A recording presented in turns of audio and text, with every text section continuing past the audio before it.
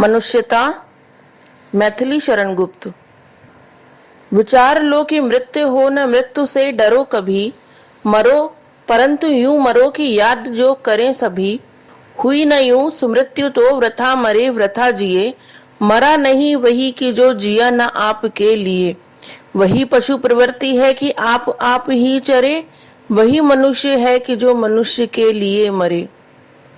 उसी उदार की कथा सरस्वती बखानती, उसी उदार से धरा कृतार्थ भाव मानती। उसी उदार की सदा सजीव कीर्ति कूजती, तथा उसी उदार को समस्त सृष्टि पूजती। अखंड आत्मभाव जो असीम विश्व में भरे, वही मनुष्य है कि जो मनुष्य के लिए मरे। क्षुधात्र रति देव ने किया करस्थाल भी, तथा दधीचि ने दिया परार्थ अस्थिजाल भी। उसी नर क्षितिज ने समास दान भी किया, सहर्ष वीर कर्ण ने शरीर चर्म भी दिया। अनित्य देह के लिए अनादि जीव क्या डरे, वही मनुष्य है कि जो मनुष्य के लिए मरे। सहानुभूति चाहिए महाविभूति है यही, वशीकृता सदैव है बनी हुई स्वयं मही। विरुद्ध वाद बुद्ध का दया प्रवाह में बहा, विनीत लोक वर्ग क्या न सामने झुका रहा। आहा वही उदार है परोपकार जो करे, वही मनुष्य है कि जो मनुष्य के लिए मरे। रहो न भूल के कभी मंदांध तुच्छ वित्त में, सनाथ जान आपको करो न गर्व चित्त में। अनाथ कौन है यहाँ त्रिलोकनाथ साथ है, दयालु दीन बंधु के बड़े विशाल हाथ हैं। अतीव भाग्यहीन है अधीर भाव जो करे, वही मनुष्य है कि जो मनुष्य के लिए मरे। अनंत अंतरिक्ष में अनंत देव हैं खड़े, समक्ष ही स्वबाहु जो बढ़ा रहे बड़े बड़े। परस्परावलंब से उठो तथा बढ़ो सभी, कभी अमर्त अंक में अपंक हो चढ़ो सभी। रहो नयों की एक से न काम और एक का सरे, वही मनुष्य है कि जो मनुष्य के लिए मरे। मनुष्य मात्र बंधु है यही बड़ा विवेक है, पुराण पुरुष स्वयंभू पिता प्रसिद्ध एक है। फलानुसार कर्म के अवश्य बाह्य भेद हैं, परंतु अंतरैक्य में प्रमाणभूत वेद हैं। अनर्थ है कि बंधु ही न बंधु की व्यथा हरे, वही मनुष्य है कि जो मनुष्य के लिए मरे। चलो अभीष्ट मार्ग में सहर्ष खेलते हुए, विपत्ति विघ्न जो पड़े उन्हें ढकेलते हुए।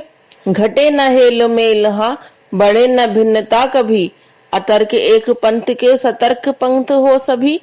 तभी समर्थ भाव है कि तारता हुआ तरे, वही मनुष्य है कि जो मनुष्य के लिए मरे।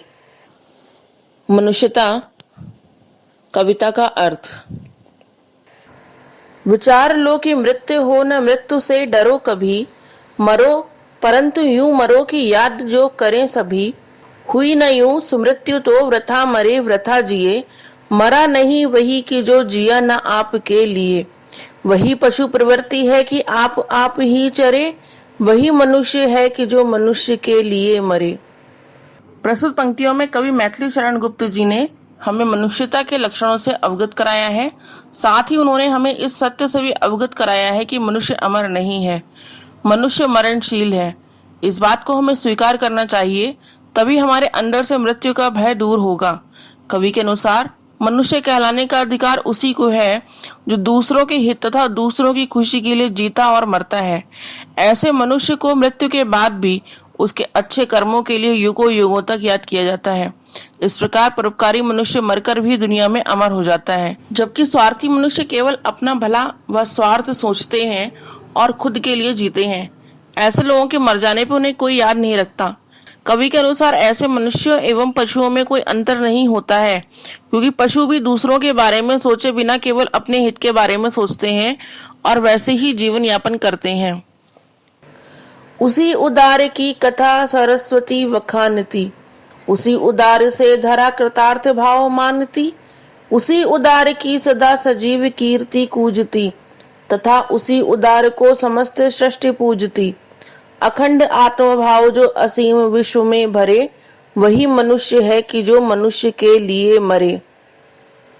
प्रस्तुत पंक्तियों में कवि ने दानी एवं उदार व्यक्ति का गुणगान किया है। मैथिली शरण गुप्त जी के अनुसार जो मनुष्य दानी एवं उदार होते हैं और इस विश्व में एकता एवं अखंडता का भाव फैलाते हैं, उन्हें सदैव याद किया जाता है एवं उनका गुणगान किया जाता है। ऐसे व्यक्तियों के नाम इतिहास की पुस्तकों में स्वर्णिम अक्षरों से लिखे जाते हैं। स्वयं सरस्वती माता उनकी कीर्ति का बखान करती हैं एवं धरती खुद उनकी उदारता का ऋण मानती है। सारा संसार ऐसे उदार, परोपकारी एवं दानी मनुष्यों की पूजा करता है। ऐसे मनुष्य ही विश्व में आत्मीयता का भाव भरते हैं। अंत में कवि कहते हैं कि सच्चे अर्थों में मनुष्य वही है जो हमेशा दूसरों का भला सोचता है और उसके भले के लिए मर भी सकता है। क्षुधात्र रति देव ने किया करस्थाल भी, तथा दधीचि ने दिया परार्थ अस्थिजाल भी। उशिनर क्षितिज ने समास दान भी किया, सहर्ष वीर कर्ण ने शरीर चर्म भी दिया। अनित्य देह के लिए अनादि जीव क्या डरे, वही मनुष्य है कि जो मनुष्य के लिए मरे। प्रस्तुत पंक्तियों में कवि ने पौराणिक कथाओं का उदाहरण देते हुए हमें ये बताया है कि ऐसे बहुत से किस्से हैं जिनमें हमें दानी व्यक्तियों का गुणगान मिलता है। इन पंक्तियों में मैथिली शरण गुप्त जी ने हमें कई उदाहरण दिए हैं। भूख से व्याकुल रतिदेव ने अपने हाथ में खाने की थाली भी दान में दे दी थी। वहीं दधीचि ऋषि ने असुरों से रक्षा करने के लिए देवताओं को अपनी हड्डी दान कर दी थी। महर्षि दधीचि की हड्डियों से ही देवताओं ने वज्र, एक प्रकार का दैवीय अस्त्र बनाकर असुरों का संहार किया। फिर एक कबूतर की रक्षा करने के लिए गांधार देश के राजा ने अपने शरीर का मांस काट के दान में दे दिया था। यहाँ तक कि दान मांगे जाने पर वीर कर्ण ने अपने शरीर से लगे हुए रक्षा कवच तक को दान कर दिया था। इसीलिए कवि कहते हैं कि आत्मा तो अमर है, फिर दूसरों की भलाई के लिए शरीर को जोखिम में डालने से क्या डरना।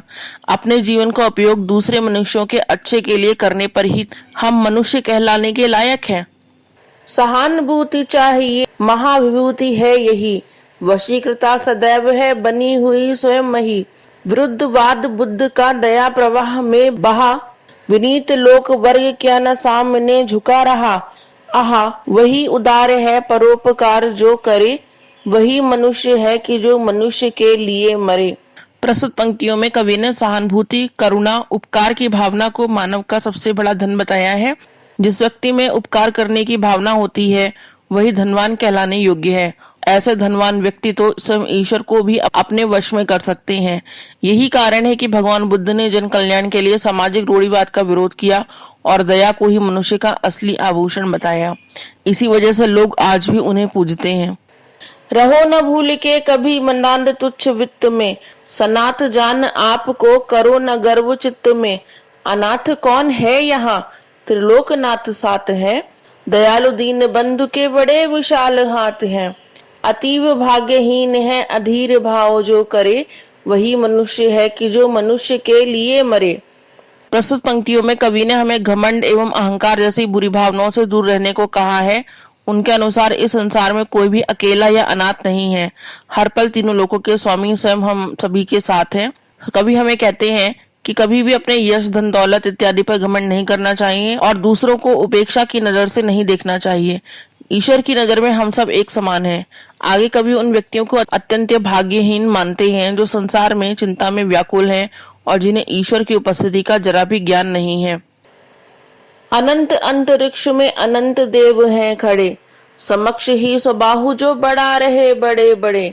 परस्परावलंब से उठो तथा बढ़ो सभी, कभी अमर्त अंक में अपंक हो चढ़ो सभी। रहो नयों की एक से न काम और एक का सरे, वही मनुष्य है कि जो मनुष्य के लिए मरे। प्रस्तुत पंक्तियों में कवि हमें एक दूसरे की सहायता करते हुए उद्धार के रास्ते पर चलने का संदेश दे रहे हैं। उनके अनुसार मृत्यु के बाद देवतागण स्वयं अपने हाथ फैलाकर परोपकारी एवं दयालु मनुष्यों का स्वागत करेंगे। वो चाहते हैं कि उद्धार पाने में मनुष्य परस्पर एक दूसरे की सहायता करे। इस प्रकार कवि हमें एक दूसरे का कल्याण करने का मार्ग बता रहे हैं। उनके अनुसार ऐसा मनुष्य कहलाने के लायक ही नहीं जो जरूरत पड़ने पर दूसरे मनुष्यों की सहायता न कर सके। मनुष्य मात्र बंधु है, यही बड़ा विवेक है। पुराण पुरुष स्वयंभू पिता प्रसिद्ध एक है। फलानुसार कर्म के अवश्य बाह्य भेद हैं, परंतु अंतरैक्य में प्रमाणभूत वेद हैं। अनर्थ है कि बंधु ही न बंधु की व्यथा हरे, वही मनुष्य है कि जो मनुष्य के लिए मरे। प्रस्तुत पंक्तियों में कवि ने कहा है कि सबसे बड़ी समझदारी इस बात को समझने में है कि सभी मनुष्य भाई बंधु हैं। उन्होंने कहा है कि सिर्फ बाहर से ही हमारे रंग रूप में अंतर है। लोग कर्म के अनुसार एक दूसरे को अलग अलग समझने की भूल करते हैं, लेकिन सभी की आत्मा में एक ही परमात्मा का निवास है। हम सभी परमेश्वर के समान मानते हैं। फिर कभी कहते हैं कि ऐसे भाई के होने का फायदा ही क्या जो जरूरत पड़ने पर दूसरे भाई की सहायता न कर सके। चलो अभीष्ट मार्ग में सहर्ष खेलते हुए, विपत्ति विघ्न जो पड़े उन्हें ढकेलते हुए। घटे न हेल मेल हा, बढ़े न भिन्नता कभी, अतर्क एक पंथ के सतर्क पंथ हो सभी। तभी समर्थ भाव है कि तारता हुआ तरे, वही मनुष्य है कि जो मनुष्य के लिए मरे। प्रस्तुत पंक्तियों में कवि हमें अपने लक्ष्य के मार्ग पर बिना रुके निरंतर चलने का उपदेश दे रहे हैं।